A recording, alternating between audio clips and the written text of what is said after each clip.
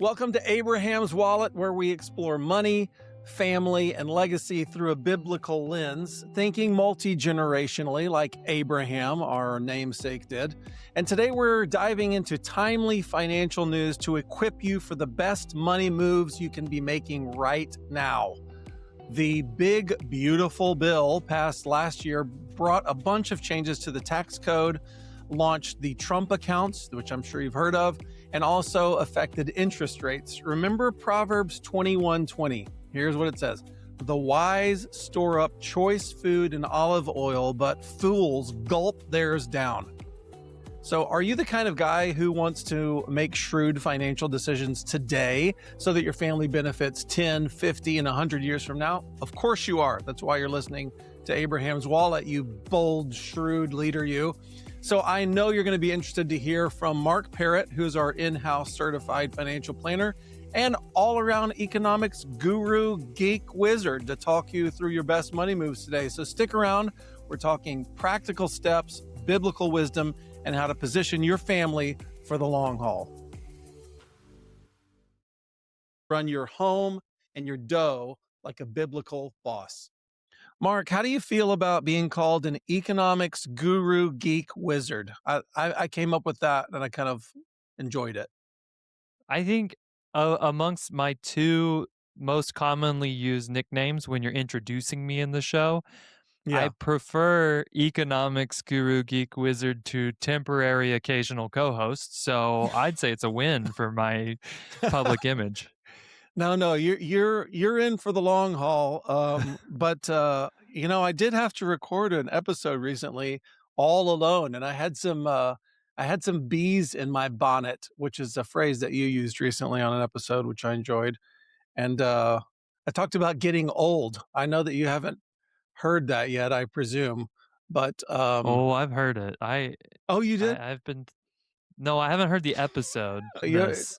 No, you haven't heard my musings and meanderings that turned into an episode. But I'm going to throw this out there to the people. Abe's Wallet is very fortunate that this coming fall we're going to be we're going to be doing a weekend that's for old guys. It's this camp called the Gray Wolf Camp, and we're going to talk specifically to like grandfather types about being grandfathers, and it's going to be something like grandfather boot camp. And I'm very excited to cover those kinds of topics because we need family leaders that are thinking beyond themselves. And I think that grandpas are a little more inclined to be thinking that way because they can see the end. I don't know how I got off on that when we were talking about Guru Geek Wizard, but okay, I know we have a lot to cover today, and the headline is what? What's the container of all of these questions that we're hitting today? Well, you wrote me a note and said, "Hey, I want to talk about policies that are impacting the families that might be listening to our podcast." Yes, And I yes, said, "Well, there's at least 3 or 4 questions that I'm getting asked almost daily right now by the families that we work with over at our okay, financial planning business. So why don't we just answer them? Because a lot of the people we work with on a financial planning capacity, they also tend to listen to this podcast. So maybe it'll help them. But I yeah, know if there's one person who calls me, there's 20 that are wondering the same thing. So yes, these are 4 questions that I am most frequently hearing, and they all center around things that have changed recently. So it might be a Trump thing. A lot of them center around this one big beautiful bill. We had Jed on a few months ago to talk about the changes that were in that bill when it happened. He's a yep, tax expert. We are not CPAs. We're not giving you tax advice here. What we're doing is trying to alert you to what we know and what we don't. And I wanted to say at the front end of this, you put all this through kind of the AI machine and said, "Well, what are these rules and all that?" And it came back to me, and about half of what it said was abjectly wrong. So there's just a lot of bad information out there about some of this stuff. And some of it, it's like if you get it wrong, it just is like, oh, you missed out on a few bucks of tax savings. Other stuff, you can actually get in trouble. So we want you to be informed about the rules when it comes to how you manage your money and the changes to those rules. so that you maximize kind of every dollar that comes your way for the benefit of your great grandkids when you're one of those old grandpa guys. Amen. Well, one of the reasons that we're doing this episode now is because we're in tax season. So I'm hoping that people's minds are a little bit technical. They're thinking in these ways. So we can go into tax details, et cetera. I'm going to make this caveat to everybody because I'd like to do our listeners a favor. We are going to get technical and get into the weeds, as you explained, for instance. I don't know, to talk about which states are doing what on contributions, for instance. Here's what we're going to do. When you start getting into the weeds, and maybe a listener's going like, I don't really care about the details of this question. I'd like to go to the next question. We're going to start playing music in the background so that you can, when the music's over, you'll know that we're getting to a fresh new idea. So I will alert our editors to when to start the music because Mark is going down the rabbit hole. And I know it benefits people. I mean, I don't want to cut it out. I know that people If need to hear details, but not everybody needs to hear every detail. So I want to start with this question for you, Mark. This is definitely the number one question that I'm getting right now from people because we've all heard of the Trump accounts. Uh, Trump is very proud of this idea. There's a little trumpeting about this going on, and people want to know, well, okay, what exactly is it? Is it just for newborns? How can I get my share of whatever money's being handed out, and how does this work? So it seems like every single listener of ours needs to understand the Trump accounts. Would you talk us through that? Yeah, these are definitely one of the top questions we're getting is what is a Trump account? And really you just need to know that when you open up the IRS guidelines, you can look down and you can say, "Wow, that Trump account, that's the greatest account that's ever been made. No one's ever seen an account like this. Yeah, it's incredible." Everyone's The other saying they're great. people are saying, "Wow, what an account." Yeah. Uh, here's what we know. It's a brand new tax advantaged account for any American child under the age of 18. Um, and there's a lot of headlines about these accounts. Some of them are made up out of whole cloth because the fact is they're brand new and nothing is currently set in stone. I think if he had named these like Americans for Diversity accounts, that we would have a good chance that the rules that are in place today would stay. But because of that T word that's in front of these accounts, they have some enemies. And there's people that are going to be trying to go after and stop these just because they say the T word. So um, everything we say now could change by the time these actually kick into effect in July. Um, but here's the details as best we can tell you today. Um, the big headline is that US citizens who are children born between January 1st, 2025 and December 31st, 2028 automatically qualify for a $1,000 one-time deposit into a Trump account. So, if you have had a kid since January 1 of last year through the end of 28, you will get seed money into one of these Trump accounts as long as you opt in. And we'll tell you in a second how we think you're going to do that. That's a no brainer, guys. So, whenever we've talked about this back when the COVID handouts were being made, we said this is a terrible idea from a policy standpoint. And when the government hands out free money, just say, sure, we'll take some of it. Yeah.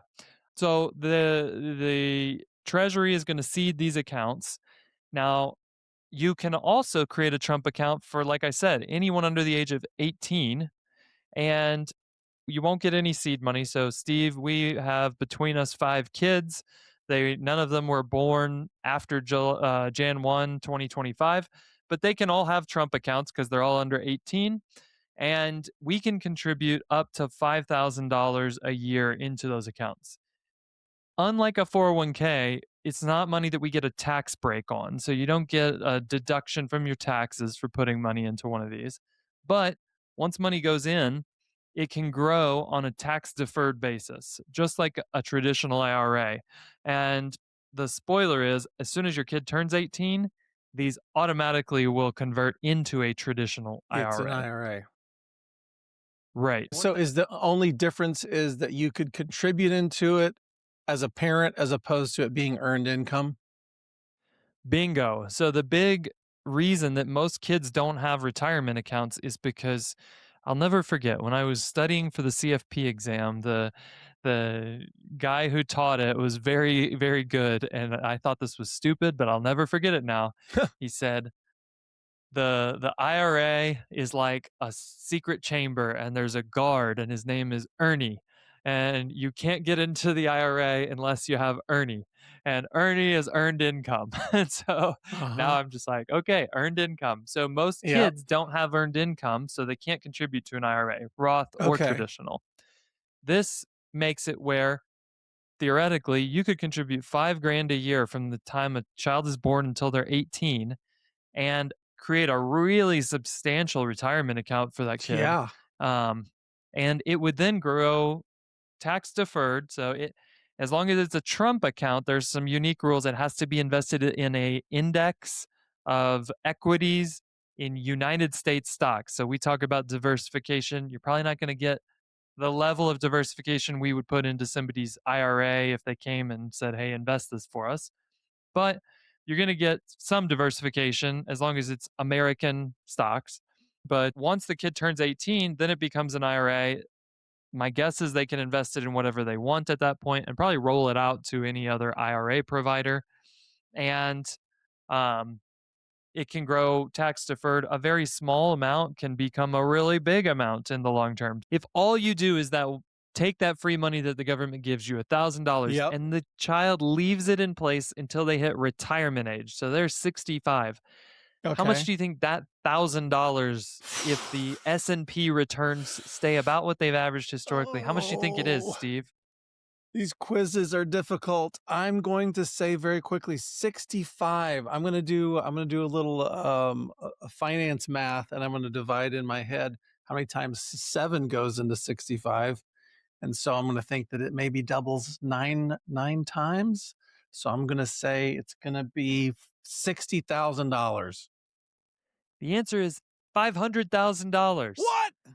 That's by the time amazing. this kid retires. So it's not meaningless. If you were to actually be plugging in the $5,000 a year, just by the time your kid turns 28, that's over $1 million at historical That is average so rates of cool. return. So that's awesome. Really, what we're doing here, Mark, is we're advertising people putting money away long term. And I know that's one of the magical things about the Trump account is that your government is trying to celebrate and cheerlead you to put long term money away. Can I just repeat that stat because I think it's so staggering for anybody of any age just to think to yourself, if you put $1,000 with a newborn child, when that child retires, that $1,000 could reasonably be expected to be $500,000. That's amazing. Just had to say that. So, real quick, here's what we know about how to open it. Not much. Like I said, the internet's full of bad info on here, but there is this form that the IRS has produced. It's called Form 4547. You can fill it out when you do your 2025 tax return. I guess by the time this episode releases, most of you might have filed your taxes already, but don't despair. You can also just go file it anytime you want. And there's going to be an online tool at the website trumpaccounts.gov, expected to be available in the next couple months. You can sign up there too. And that will get you, if you have a kid that's born in that window of getting the seed money, that will get them in line. Supposedly, Treasury is going to contact you to open your account after the official launch on July 4th, 2026. Great launch date, the Independence Day launch of the Trump account. Okay, so if you've done some saving for your child, are you interested in this? Are you personally interested in this? Are you gonna do this? Maybe, and here's why. The account's in your child's name. You're the custodian until they turn 18. You can put up to $5,000 a year. You can actually also, if you're an employer, put another $2,500 a year per kid into accounts as an employee benefit. So there might be some of you whose companies go, oh, we want to do this as a benefit. That would be cool. And now we got even more money into these retirement accounts. Um, the funds stay locked until the child is 18. So I like that because there's no way to go get them out. This is definitely staying I in like there that till they're too. 18. It kind of forces some discipline around investing. Yeah, Um, and then it converts automatically to a traditional IRA. When this is a no brainer, if you have a child that qualifies for the free money, one more time, I'll say it, say yes. Don't pass go, just collect your free treasury dollars, which will yes. probably be printed out of whole cloth. Sorry, but that's probably what's going to happen. Um, It's not actual money, it's the idea of money because that's the way yeah, our yeah, yeah. government works. Uh, who else should consider doing this? I would say young families with newborns through teens, like we just talked about, that projected growth is massive. The $5,000 is a cumulative benefit. So if grandparents kick 2 grand in, now you can only put 3 grand in for your kids. But, there are some drawbacks to this. And you might be thinking, okay, I know how traditional IRAs work, Mark, and you told me I don't get a tax deduction for this. That's true. You're taking money that you've already paid taxes on and putting it into an account that your child someday, if they are disciplined and leave this alone till they're 65, they're going to have to pay income tax when they take that money out. Is this a raw deal, Mark? Well, if your child leaves the funds in the account until they're able to withdraw without penalty, it's actually a better deal than if they just opened a taxable brokerage account, but just slightly. So, mostly that's due to the fact that as the money inside the account grows, you're not getting taxed as you go. So, things like dividends in a taxable account, those get taxed before they get reinvested. So, reasonably, you can expect about a 0.5% less growth in a taxable account than you would have in a retirement account with the same investment mix. So that's not nothing, but it's also not so big that I would say if you think actually what we're trying to do is save to help our kids have a down payment when they turn 25. Well, this is not the best place for that, probably, because anything they pull out is going to be treated as income. And if they pull it out when they're 25, which they can do, they're also going to get hit with penalties. And so it's going to erase all the benefits that you got versus just opening a taxable brokerage account for them. So the people who I think should strongly consider a Trump account um, are those who they have maybe not gotten offered the free money, or they did. If they got offered the free money, they said yes, they have a Trump account now. They've already exhausted other opportunities. So, for example, my daughter had a summer job last summer and earned some money. I took exactly how much she earned at that job and I put it into a Roth IRA for her. That's because the taxes are the same between a Trump account and a Roth. You're not getting a tax break for either one. But in the Roth, when they pull that money out, they're not having to pay any income tax. So if you have a child that's eligible to contribute to a Roth IRA because they have some earned income, that's for sure the better option. Now, I might go over and above that into a Trump account this year, come July when they make it available. But I would never do the Trump account instead of the Roth IRA because the Roth is just a clear winner. I'm just limited by her earnings. So those are some considerations. What's the name of the guard that stands in front of the Roth IRA Ernie, treasury? Oh, also Ernie. also Ernie, Same yeah, same same guard. earned Okay, income. Got to have earned gotcha. income. Can't be Okay. investment income. Has to be earned, meaning usually they got a W-2 or they filed self-employment tax return, things like that. But Um, it sounds like to me that again, whoever's in charge of Trump's financial visionating, is that Howard character? It's such a mess. I have no idea. Okay. Anyhow, it seems like their idea is we're looking at statistics. We know that people don't put money away for their children. This is maybe a way to jumpstart that and encourage it. So if you have a 5-year-old that you have not been thinking, I'm going to put money away for them. They're unless they're a child model, they're not going to be earning money. So this is a way to kind of open a door to long-term savings that even if you could put $500 in there, it's worth doing. It seems like it seems like it opens a door to long-term savings for a lot of people that aren't saving already. Would you say? Yeah, I think so. I think that's the happy outlook on this is that, hey, the government wants to incentivize savings and shore up people's long-term retirement plans. The cynical outlook would say, huh, this is a way for the Treasury Department to inject a ton of money into the stock market coming up on election time. Maybe that's going to have some component of why the timing is what it is, and it allows basically the US government to print money and stick it into the stock market. Um, But I don't we're know. You not can, cynics, so no, whatever. we think that they're just acting purely out of the magnanimous goodwill that they have for the The love people. of family. The last thing I'll say before we move on from Trump accounts is the same thing I say when somebody comes to me and says, "Well, we're just plowing money into like a 529 for education savings." And I go, "But you haven't started saving for retirement at all yourself." And it's what they tell you every time you get on an airplane.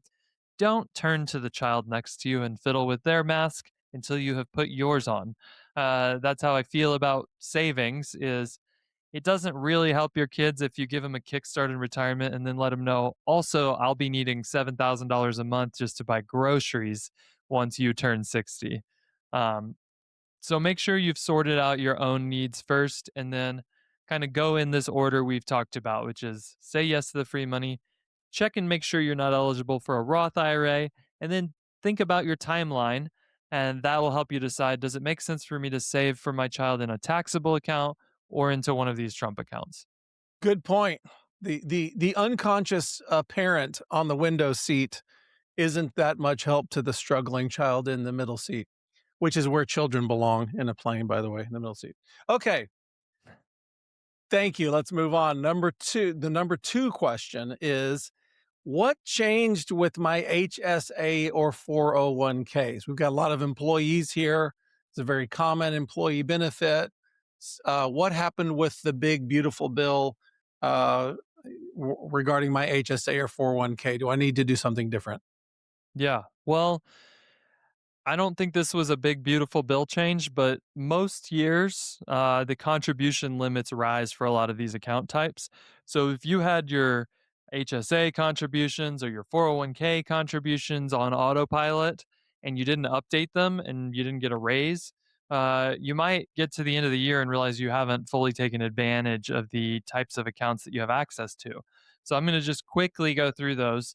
We're The gonna start. We're gonna start the music oh, here. If you don't want HSA or 401k stuff, just fast forward to when the music stops. So okay, go ahead.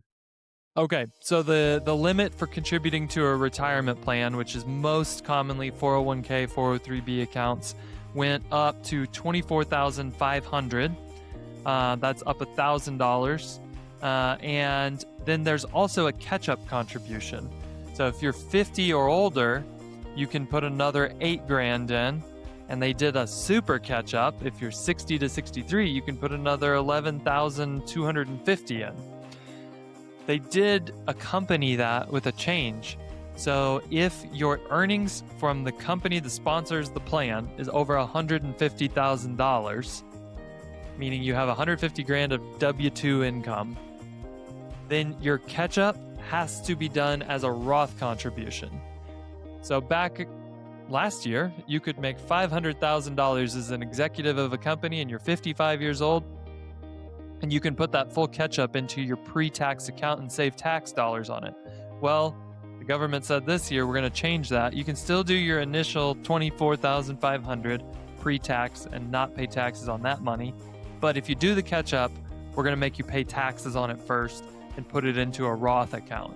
So that is a change that happened this year, and it's kind of causing confusion because a lot of people who are in that 50 plus age bracket make more than $150,000. So this is actually impacting quite a few people. Same thing happened with IRAs.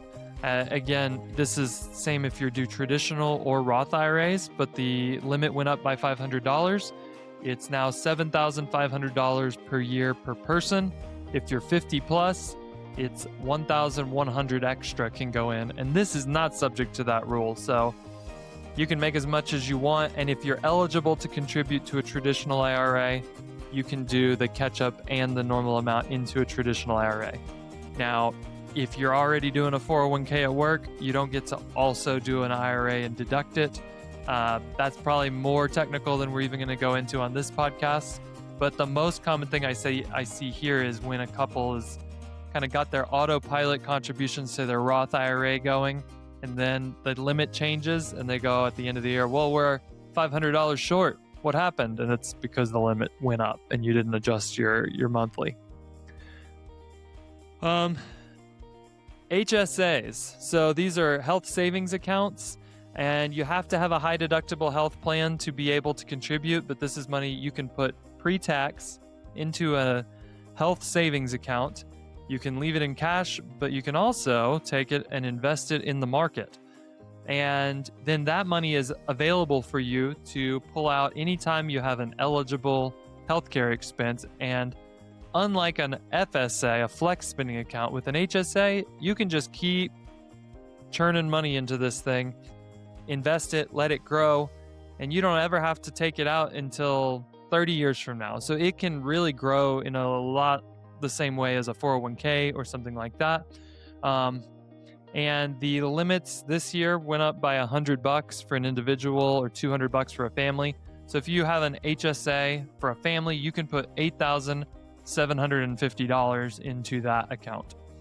The quick thing I'll say about those, we highly recommend an HSA hacking strategy where you max out your HSA, and then if you can swing it with your budget, you pay for all your healthcare expenses out of pocket and save all those receipts, because there's no statute of limitations on that reimbursement. So the way that works is if I put my $8,750 in this year and I have a kiddo that breaks their arm on the playground and I pay $1,500 at the emergency room to get that fixed, and then 4 years from now, I've been doing my HSA, it's been growing in the market, but I need $1,500 and I need to pull it out, I can actually reimburse myself for that broken arm that happened this year anytime I want from now until I die.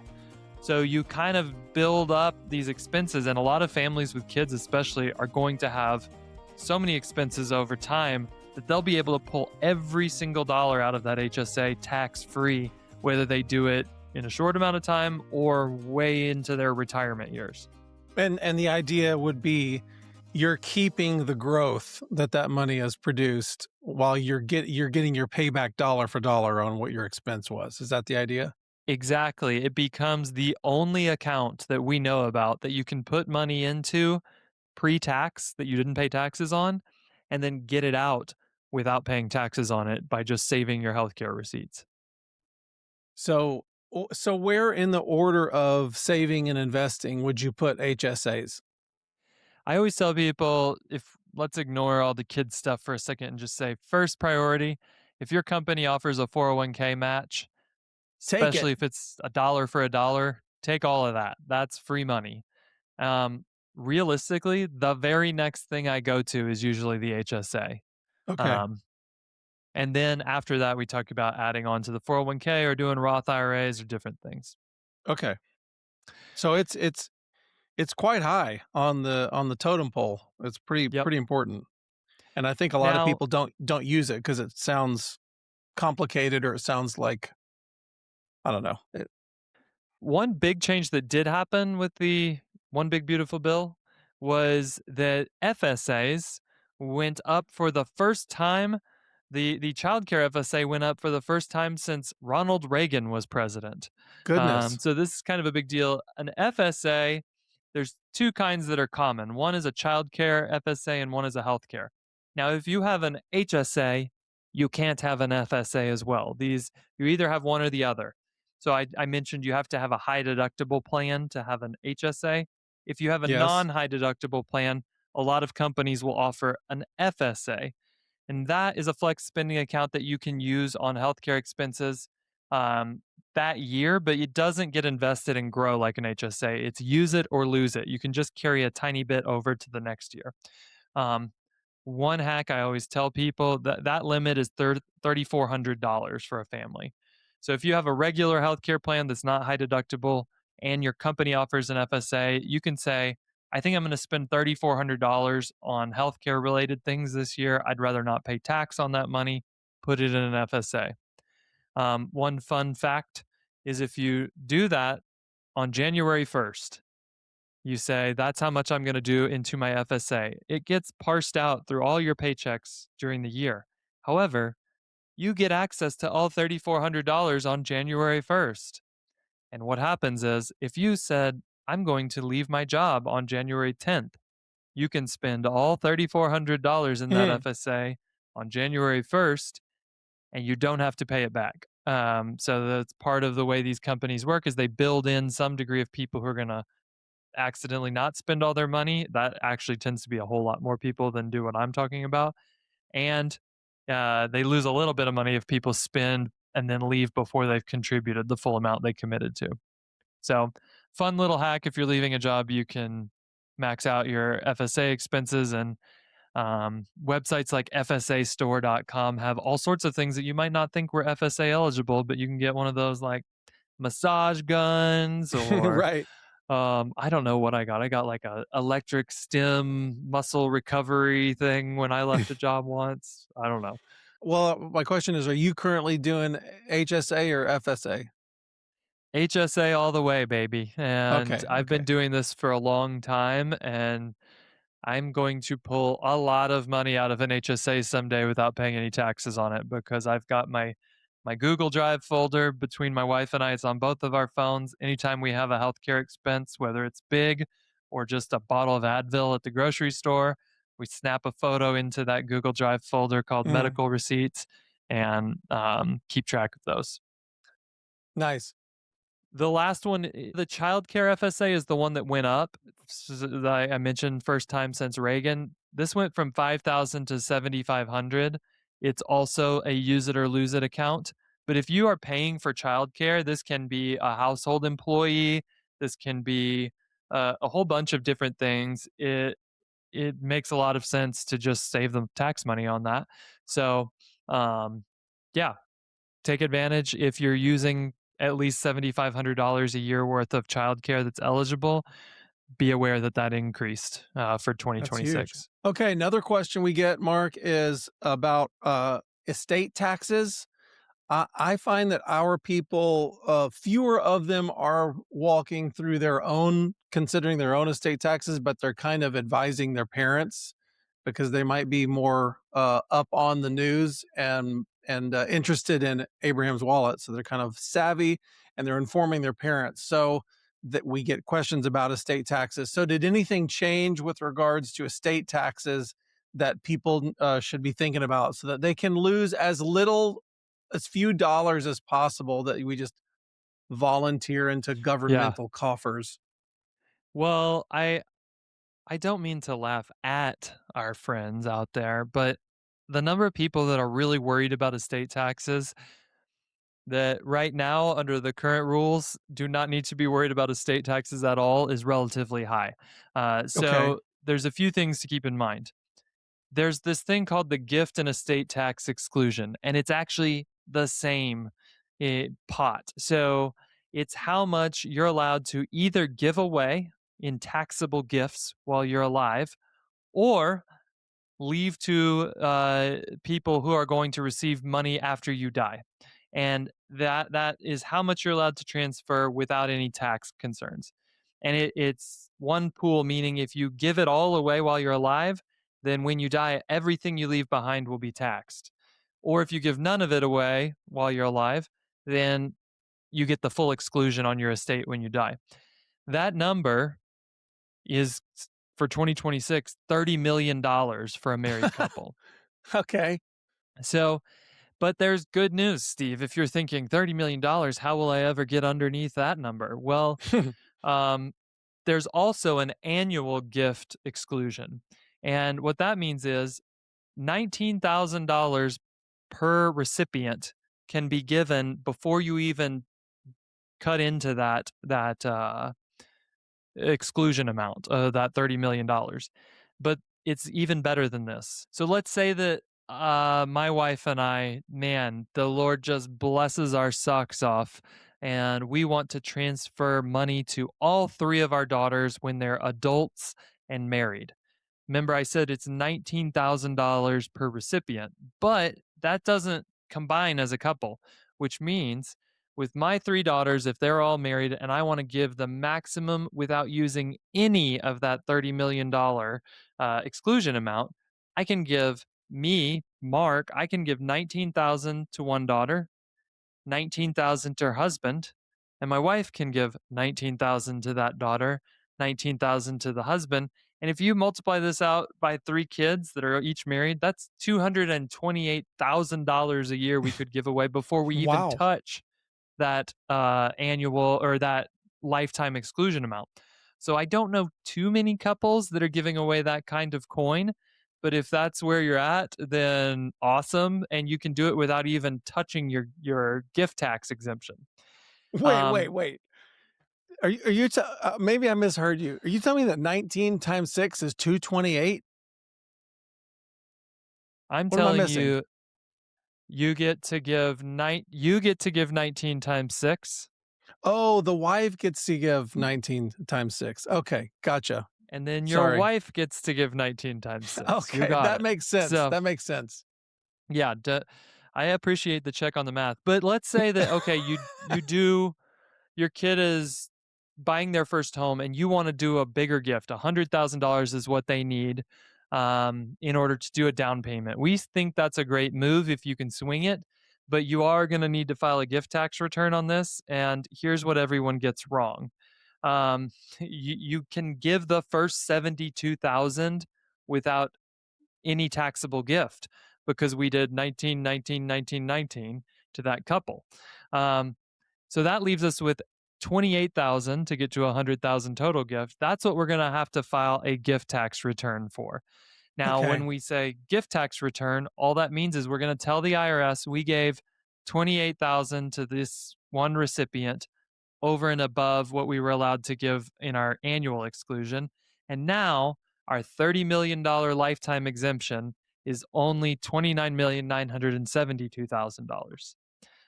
So when we die, we only get to pass down $29,972,000 Sure, free of sure. federal estate tax.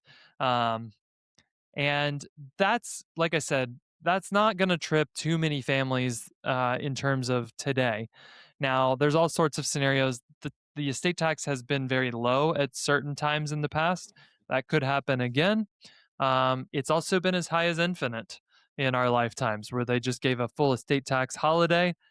I would hate to be a billionaire in their 90s when my family got alerted that the estate tax was going away for a year, because I think you'd have to be like, get all the pillows out of my bedroom or something.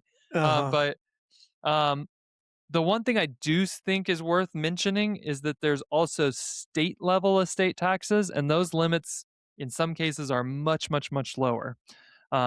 I can go through the list, but really quickly, it's Connecticut, Hawaii, Start the Illinois, music. Start the music. Here it goes. Connecticut, Hawaii, Illinois, Maine, Maryland, Massachusetts, Minnesota, New York, Oregon, Rhode Island, Vermont, Washington, and DC. Those are the states that have an estate tax. Most of them, some of them are almost as high as the federal, so it's not a huge concern. Oregon, it's $1 million. So a lot of Sheesh. people will die with more than that, and it'll get taxed at 16%. Sheesh. Here's the one that I think we all need to have on our radar. And if you know anybody there, you should call them and start making a plan to get them out of this state, because New York, their amount was 7.35 million. Again, if you're married, times 2. So, okay, that's a chunk before we start paying estate tax. And then they had this crazy rule that if you were over that amount, 16%, but instead of like every other state and the federal government, that 16% only applying to what's over that amount. If you went $1 over 7.35 million for an individual, all of it gets taxed at 16%. Wow.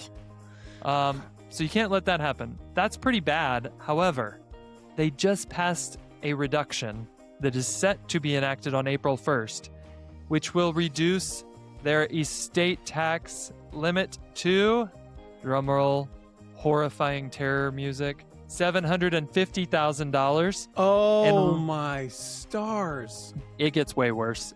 The rate, they've just tweaked it. They tweaked it from 16% to 50%. What? So They're we going to don't take know. 50% of your money if you die with more than $750,000. They're going to Right. take 50% of your money when you die. We don't know that that's going to get enacted because I guarantee Holy you there's cow. some powerful money players in the state of New York who are going to be fighting that one tooth and nail. However, I don't see how the state survives with that kind of estate tax because I would immediately make sure I left. And I'm not, some sort of billionaire, of which there are many in the state of New York. Sheesh. Not for But long. yeah. So be aware of your state's estate tax rules and understand how the whole system works, and you'll be fine. All right. This episode is getting long in the tooth. We're last question. Here's a question that we have fielded. I've heard that all the changes happening in the economy right now are creating lower mortgage rates. Watch my eyeballs turn into dollar signs. Lower mortgage rates and maybe an opportunity for me to refinance my loan. Is this so, Mark? Please tell me it is. Yeah, when we wrote this question, the answer was, yeah, rates really looking pretty low compared to a year ago. And then the Fed meeting happened and Jerome Powell got on the news and said, I don't think we're lowering rates anytime soon. And rates went spiking back up. So by the time you hear this, who knows what they'll be. At the day of recording, average 30-year mortgages for a new loan were 6.22% compared to a year ago, they were 6.67. That's right on the line of when it Hmm. makes sense financially to refinance. So if you Hmm. got into a loan at 7.5 and you can refi down to 6.5 now, because refinancing is usually a little higher rate than a new buy, that will probably pay itself back pretty quick for you. Uh, but if you bought a house 9 months ago, you might actually be even at a lower rate than what you can get today on a refinance. And Right. so that wouldn't make sense. Um, Couple other things to mention when it comes to housing and how that all works.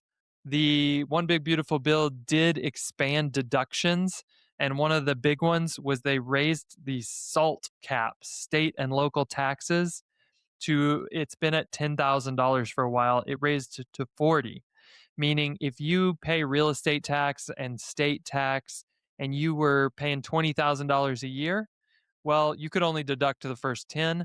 The One Big Beautiful Bill bumps that up to 40 as long as you don't make $500,000 a year or more. So the problem there is a lot of people who pay a lot of state and local tax make a lot of money, and so they kind of were able to get a really nice headline there. We're gonna bump the state and local tax deduction times four what it's been, but in reality, we'll see how many families truly benefit from that. I don't know the answer, but it's just something to be aware of, especially if you're in a state like Texas where real estate taxes are really high. You could be very much below that $500,000 of income and have $25,000 a year of real estate taxes, Okay. and you'll be able to deduct all of that going forward. Great. I like the sound of that from a we have city taxes here in Cincinnati, so I like the sound of that. What else before we close up? Um, I think that that's basically it. There's a few other pieces of good news. The child tax credit went up to $2,200 per qualifying child. Um, there's now a From what? 6,000. These are questions that you can't ask me to answer Oh, on the fly. okay. They're Uh, just up to 2,200. Okay. I'm just thinking probably the people that have a bunch of kids and they know that math all the time, they're probably their ears perk up when you say the child tax has increased, the tax credit has increased. So they yep. probably know the answer to that question. All right. Um, the standard deduction They added on an extra 6 grand for people over 65, or 65 and older. So if you Good. take the standard deduction, now you get an extra 6 grand. And one of the big headlines was no tax on tips and overtime, although that's pretty narrowly defined. We already looked at turning all of our financial planning business into a tips only type thing, and that doesn't fly. It has to be a traditionally tipped job, and it's limited to a pretty small amount. But it's meaningful if you have somebody in the family who's working on a tipped job or doing a Yeah. overtime in certain circumstances. Yeah. Okay, well, if your head was swimming when we got into dollar amounts and you need a recap, I'm just going to walk through what Mark just said. First, Trump accounts. They're brand new tax advantage savings for kids under 18 with that $1,000 free seed from the Treasury for newborns through 2028. Uh, you can file Form 4547 now to elect and get in line for the July 4th launch. Again, that's Form 4547. Say yes to free money. We always say prioritize Roth IRAs if your child has earned income and consider it a power tool for teaching long-term stewardship to the kids. I love being able to show my kids this is how much money you have now. Let's compare it to last year. It's going to grow to this much. Hooray for putting money away and not touching it. Second, retirement and health accounts got nice bumps. Mark went over those numbers. Update your auto contributions and keep hacking your HSAs for tax advantages. Third, real estate taxes doesn't apply to a lot of people that you're gonna we're gonna get hit with estate taxes. Doesn't happen to a lot of people, but watch your states. And some people like New York and Oregon, good gravy. What can I say? Watch out for them.